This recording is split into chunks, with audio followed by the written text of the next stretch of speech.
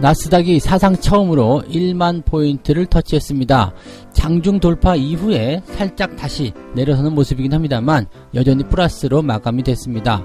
반면 다우지수는 7일 만에 하락세로 전환이 되면서 하락 마감을 했는데요. 일단 FOMC와 같은 대형 이벤트를 앞두고 좀 지켜보자, 이러한 투자자들의 관망세가 짙어졌기 때문이다 라고 분석이 되고 있습니다. 자세한 미국 시장 이야기 전달해 드리도록 하겠습니다. 곧버스에 매수한 개미 투자자들 드디어 손절 움직임을 보이는가, 여기에 또 주목이 쏠리고 있습니다. 곧버스라는 것은 인버스에다가 곱하기 2를 한 상품이죠. 그런데 최근에 주가가 계속적으로 상승하게 되면서 이 곧버스에 투자한 상품들이 마이너스 손실률을 크게 보이고 있습니다. 그러다 보니까 계속해서 이제 연속적인 매수, 즉 물타기 매수를 해왔던 개인 투자자들 입장에서는 손실이 커지기 때문에 괴롭죠. 그래서 손절을 해야 되느냐, 여기에 대한 움직임들을 이제부터는 조금씩 보이고 있다라고 하는데 어떠한 내용들인지 알아보도록 하겠습니다.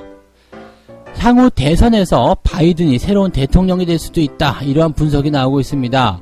자, 만약에 그렇게 된다면 지금 트럼프가 하고 있었던 정책적인 이슈들 다 뒤집어질 테고요. 정권 자체가 바뀌기 때문에 정책적인 부분에서의 부담감도 좀 커질 것으로 생각이 되고 있습니다. 그래서 바이든이 새 대통령이 된다면 주가가 일단은 하락하고 시작할 것이다, 이런 얘기들을 하고 있는데 과연 실현 가능성이 있는 것인지, 좀 어떠한 부담감이 있는 것인지 알아보도록 하겠습니다.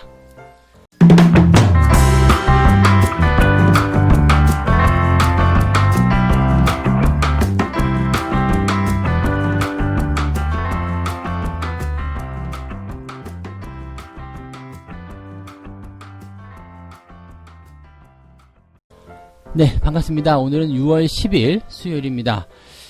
만기를 앞둔 상태에서 약간씩 시장이 조정을 받으려는 그런 모습을 계속해서 보이고 있습니다. 투자자들 입장에서는 아무래도 부담스러운 내용들 분명히 있을 거라 생각하는데, 아무래도 이벤트를 앞둔 상태에서 불확실성을 안고 가기는 좀 그렇다. 특히나 수익이 나오고 있는 상태에서 이런 불확실성에 노출됐을 경우에 내가 그동안 힘들게 벌어놓은 수익률이 깎아지는 것은 아니냐, 없어지는 것은 아니냐, 이러한 걱정도 생겼을 것이라 생각합니다. 자, 그렇게 본다라면 사실 시장에서 보는 관점들은 조금 쉬었다 가는 것도 괜찮지 않느냐, 자, 이런 느낌들이 나올 수 있거든요. 자, 그래서 나스닥 같은 경우는 강하게 상승했지만 다우지수는 하락으로 마감이 된 것이 아닌가 생각이 되고 있고요. 나스닥 같은 경우는 왜 올랐냐면 이제 기술주들이 반등을 좀 세게 해주죠. 그래서 경기 회복에 대한 기대감, 그럼에 따라서 기술주의 반등, 애플이라든지 아마존 이런 기업들 굉장히 강한 흐름을 보였다라는 것이 이제 나스닥 상승의 주요한 원인이라고 보시면 되겠습니다. 자, 하지만 시장을 전체적으로 보게 되면 전부 다 마이너스권, 즉 하락 출발을 시작한 이후에 나타나는 분위기고, 다우지수는 그 하락 출발한 부분들을 회복하지 못했어요. 그래서 아마도 이러한 영향들은 우리나라에도 그렇게 썩 좋은 모습을 보이지는 못할 것이다, 이렇게 생각이 좀 들고 있는데, 이 부분에 대해서는 한번 알아봐야 되지 않을까 생각합니다. 그래서 다우지수가 일단은 하락에 대한 포인트 만든 이유들 먼저 좀 알아보면서 시장에 대한 이야기를 이어가도록 하겠습니다.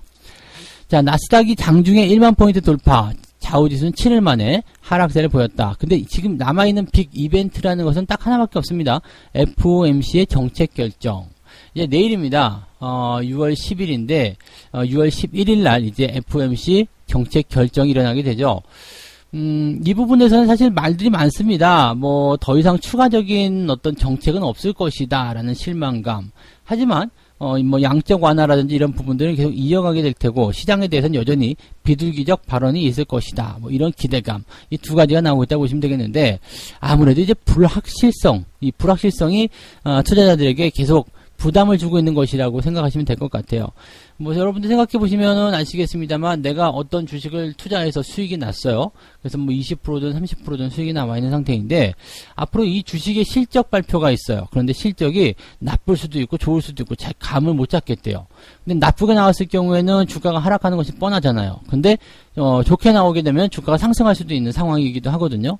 그러니까 이런 상황에 놓이게 되면은 어떤 사람들은 자신 있게 베팅을 하겠지만, 어떤 사람들은 아닐 수도 있어, 나 지금 수익률에 만족할 거야, 이거 뺏기면 안 돼, 이런 생각을 하면서 차익 실현이 들어간다는 이야기죠.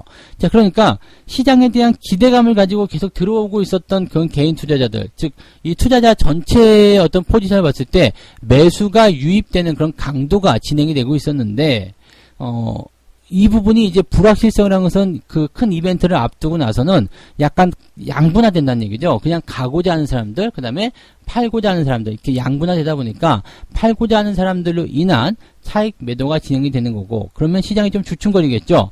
더 이상 올라가지 못하고 좀 주춤거리는 모습이 나타나게 되면, 야, 이거 아니겠구나 하면서 매도가 더 많아지는 그런 형태로 조정이 진행될 수 있다. 이렇게 보시면 되는 거거든요.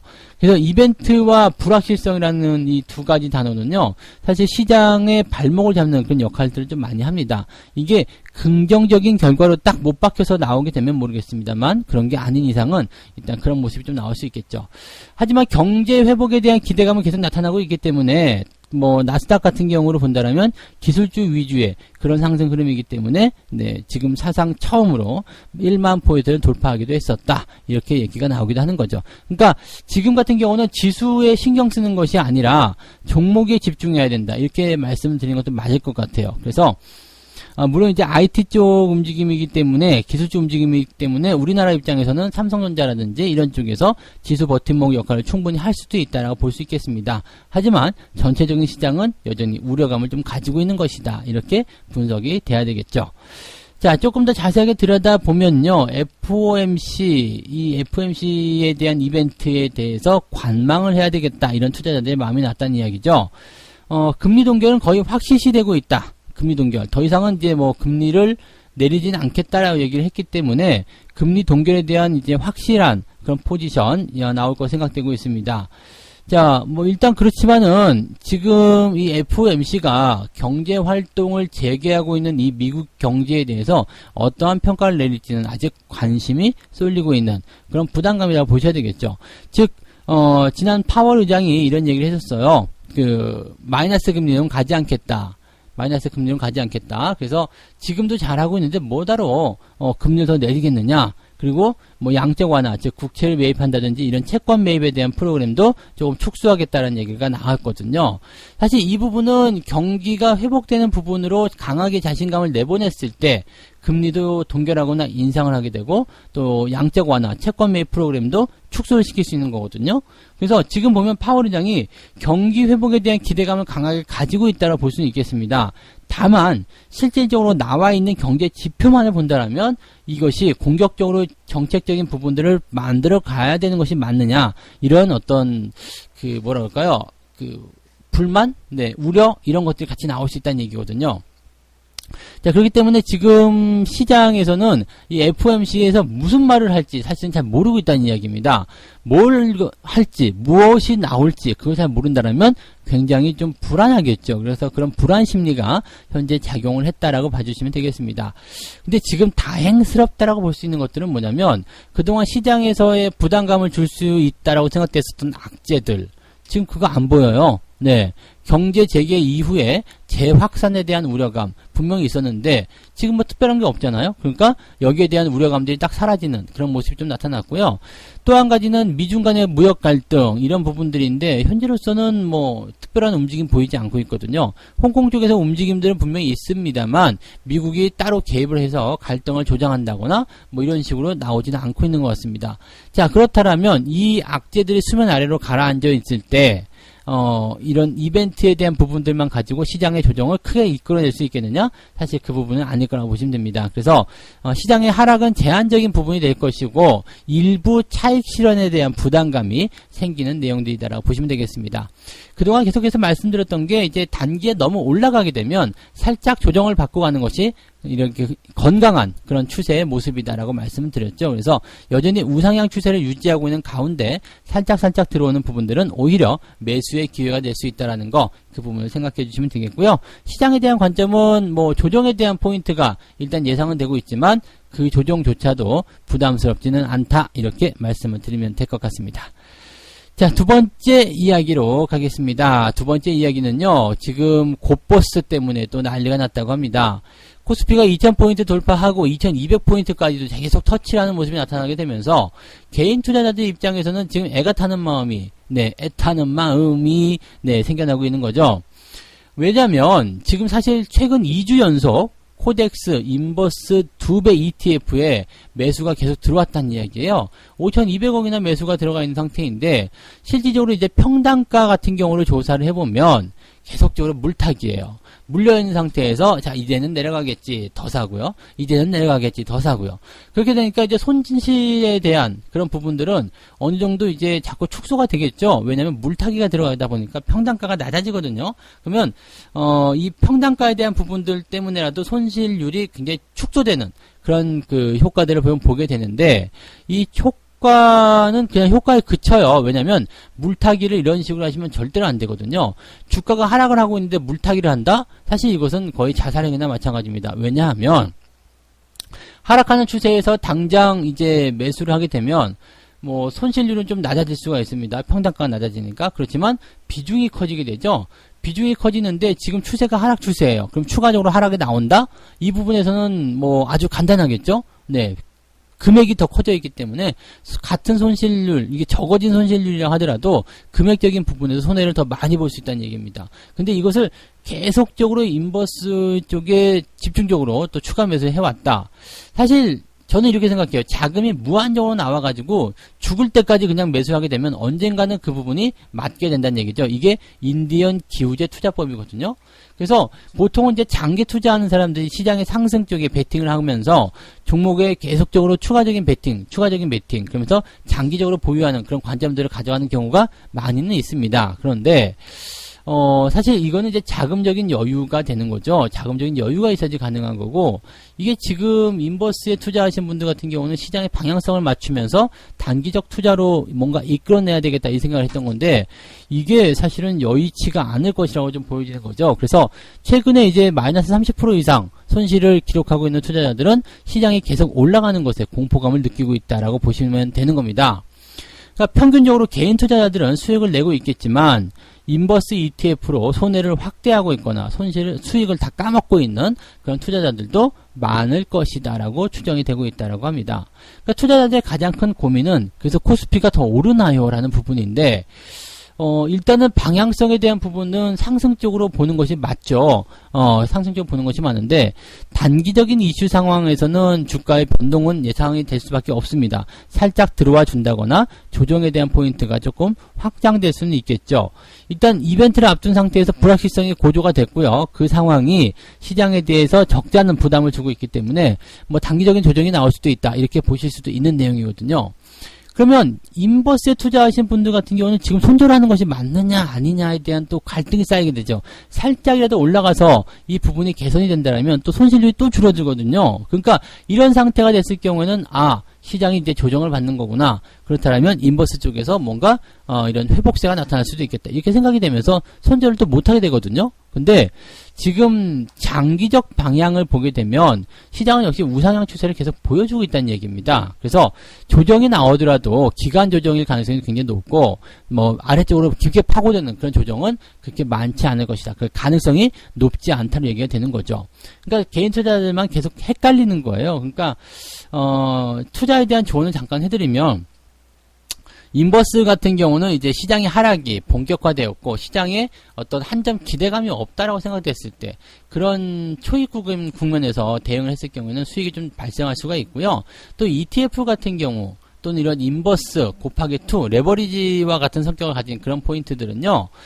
장기 투자를 하게 되면 일단 손해를 보게 됩니다. 그래서 물타기 같은 것을 하는 것이 아니라 1차적으로 시장에 대한 방향을 전망해서 그 부분으로 투자가 들어가게 되고 거기에서 나오는 어떤 결과에 따라서 대응이 수익이든 아니면 손실이든 진행이 돼야 된다는 얘기죠. 그러니까 지금 이렇게 물타기를 계속 해가지고 무언가를 해야 되겠다. 꼭 이것을 만들어야 되겠다. 꼭 수익을 내야 되겠다. 이렇게 생각하시는 것은 상당히 위험하다라고 말씀을 드려야 될 것 같습니다. 그래서 혹시라도 인버스 투자하시는 분들은 이런 쪽에 한번 관심을 참고를 해서 투자에 좀 실패가 없도록 하셨으면 좋겠습니다. 자, 세 번째 이야기 가도록 합니다. 바이든이 정말로 대통령이 될 것인가? 미국의 차기 대통령 후보, 이제 민주당 쪽에서 공식적으로 바이든이 올라왔죠. 그래서 실질적으로 이제 이 상태가 됐을 때 트럼프와 바이든이 맞붙게 된다면 누가 이길 것인가? 최근 상황 자체는 트럼프한테 결코 좋지는 않습니다. 이 바이든 전 부통령 같은 경우는 오바마 행정부부터 내려왔었던 그런 내용이기 때문에 흑인들 사이에서도 인기가 굉장히 높고요. 또 지금 트럼프에 대해서 너무 힘들다. 네. 주가는 올라와 있는 상태라서 여기에 대한 불만은 별로 없을 겁니다. 그렇지만 네, 그동안 그 감염병에 대한 대유행. 사실 이 부분은 트럼프의 잘못은 아닙니다만, 그래도 지금 현재 정부를 원망하는 상황이 벌어지게 되는 부분이겠죠. 그런 것들, 또 대규모 실업 사태를 비롯해가지고요. 그 다음에 미중 무역 분쟁으로 또 힘들었었죠. 그 다음에 이들이 저희 어디로 튈지 모르는 이런 어떤 그 불확실성, 이런 것도 싫어하시는 미국인들도 굉장히 많을 거라 생각한다는 이야기죠. 그래서 실질적으로 이제 주가를 상승시키는 것은 이 트럼프가 향후 대선을 계속 추가적으로 이끌어가는 데 필요한 내용이기도 하겠습니다만은, 글쎄요, 지금 바이든이라는 사람은 아주 강력한 그런 후보로, 우리가 분석이 되고 있기 때문에, 만약에, 트럼프가 이제 그 대선을 실패하게 된다면 어떤 결과가 나올까? 여기에 대해서 이제 고민이 좀 되는 거죠. 만약에 바이든이 대통령이 된다면 세금을 인상할 것이다. 이거는 이제 민주당 쪽에서 해야 되는 정책적인 과제 중에 하나가 될 겁니다. 그 완급 조절을 어떻게 하느냐가 이제 달려있긴 하겠습니다만은, 지금 현재 보면은 트럼프는 미국 제1주의, 그래서 미국 내에서 모든 걸 만들어라, 법인세를 확 낮춰버렸죠. 자, 그러다 보니까 이제 이 부족한 이 세금적인 부분들을 이제 국민들에게 세수 부담으로 지우게 되는 상황이 벌어졌을 텐데, 이 부분들을 이제, 네, 다시 메꿔놓겠다, 이렇게 되는 거죠. 그래서 세금 부담 때문에 힘드시죠? 나라가 세금을 기업에게 더 걷겠습니다. 물론 같은 정책이에요. 이게 트럼프가 이 기업 세금을 낮춰가지고 국민들에게 부담을 지웠다. 또는 이제 민주당 쪽에서 새로운 대통령이 나와가지고 네, 기업들에게 부담을 주게 되고 그 다음에 국민들에게 부담을 줄여준다. 사실 당장 나에게는 좋아 보이긴 합니다만은 기업들이 부담을 가지게 되면 기업들 실적 악화, 주가 하락 이런 것들이 나타날 수도 있다는 이야기죠. 그래서 실질적으로 이제 이 세금에 대한 부분들은 정책을 아로 보느냐 어로 보느냐 그 차이기 때문에 별다른 의미가 없다라고 보시면 될 것 같아요. 근데 당장 이제 정책적인 이슈에서는 네, 세금을 인상할 것이다. 그러니까 방금 전에 말씀드렸듯이 어때요? 기업들의 실적이라든지 투자 환경이 좁아질 수밖에 없다는 얘기가 되는 거고요. 그렇게 된다라면 네, 주가는 상승하기 어려운 그런 모습을 보일 수밖에 없다. 이렇게 보셔도 되는 거죠. 또 여기에다가 이제 주가가 그동안 너무 높게 올랐다는 것 아니겠느냐 이 부분이죠. 그러니까 다른 어떤 분석 다 필요 없고 주가 상태만 보자. 그랬더니 주가가 너무 올라갔네. 이렇게 얘기가 되고 있는 거거든요. 그러니까 사실 이제 전망에 대한 포인트를 보게 되면 미국의 한 전략가, 주식 전략가는 연말 S&P 500 지수가 2,500포인트 정도 수준밖에 안 될 것이다. 이렇게 얘기를 하고 있습니다. 지금 주가보다 무려 20%나 낮게 책정된 분석 포인트죠. 그러니까 너무 고평가된 부분에 대해서는 주가가 좀 내려갈 수도 있는데 여기에다가 이제 트럼프 대선에 대한 어떤 리스크까지 같이 안고 들어가는 내용이라서 이 부분이 부담스럽다. 그리고 이 부분을 조심해야 된다. 이런 식의 얘기가 나오는 것이라고 보시면 되겠습니다. 물론 이제 좋은 얘기도 있죠. 실적에 대한 그 회복. 경기가 회복됨에 따라서 이런 실적 기대감들이 계속 생겨나게 됐을 경우에 투자자들의 심리가 안정화됐을 것이고 그렇게 된다면 기업들의 실적이라든지 또는 주가의 상승을 보고서 좋아할 만한 개인 투자자들도 분명히 있을 것이다 라고 볼 수가 있는 것 아니겠습니까? 그래서 그런 정도로 봐주시면 될 것 같은데 아직은 진짜 이 투표를 지금 진행한다고 하더라도 그 결과를 잘 모르겠습니다. 이 트럼프가 워낙 저질러온 게 많았지만 또 미국 내에서 주가 상승에 대한 역할도 많이 했을 테고요. 또 미국을 가장 퍼스트로 보겠다라는 그 부분들은 많은 미국인한테 또 공감을 하는 내용이기도 하거든요. 다만 이제 이 지랄맞은 성격이 항상 문제가 됐었죠. 근데 이제 그에 반면에서 조 바이든 같은 경우는 상당히 침착하고 정말 대통령으로서의 어떤 위험 이런 것들이 좀 있을 수 있어요. 트위트한다거나 이렇게 막 깨방정을 떨지는 않을 거니까 그래서 그런 식으로 볼 수 있겠는데 약간 이제 정책적인 부분에서는 지금과는 좀 달라지는 부분들 당연히 있겠지만 조금 부담스럽다는 느낌이 좀 있다는 얘기죠. 그래서 이 부분은 조금 더 지켜봐야 되겠습니다만 이것도 역시 시장에는 불확실성으로 이리 갔다 저리 갔다 하는 하나의 요인이 될 수도 있겠다라고 보시면 되겠습니다.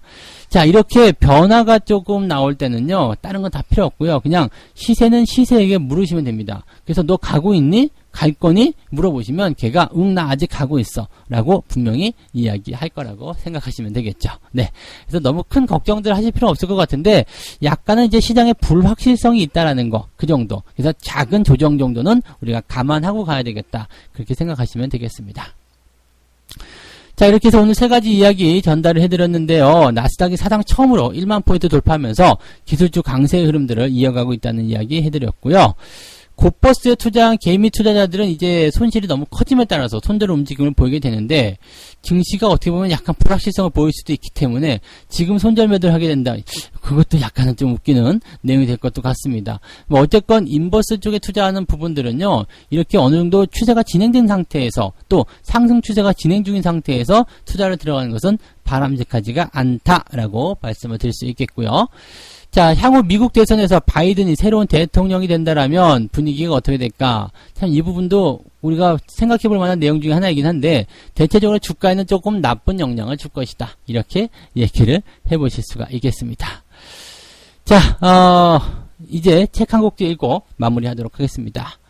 지금까지 만나본 탁월한 투자자 가운데 한 명이 오래전에 이런 말을 해준 적이 있다. 주식시장에선 머리가 좋은 것보다 신경이 좋은 것이 훨씬 더 중요하다. 네, 머리로 아무리 분석해봤자 주가의 흐름은 개인들의 심리, 투자자들의 심리에 영향을 받는다는 얘기입니다. 그래서 그런 것들을 잘 공감할 수 있고 느낄 수 있는 그런 신경적인 부분들이 잘 발달된 분들이 투자를 잘 하신다라고 얘기하고 있는 거죠. 여러분들은 약간 감정적인 부분입니까? 아니면 머리로 주식 투자하시는 분들입니까? 네, 이 부분 한번 고민해 보시고요. 나한테 맞는 적성, 나한테 맞는 투자 전략을 또 한번 세워주셨으면 좋겠습니다. 자, 오늘은 여기까지 이야기 해드리고요. 이따가 장중시황에서 시장의 움직임들 캐치를 해드리도록 하겠습니다. 저는 여기까지 하겠습니다. 고맙습니다.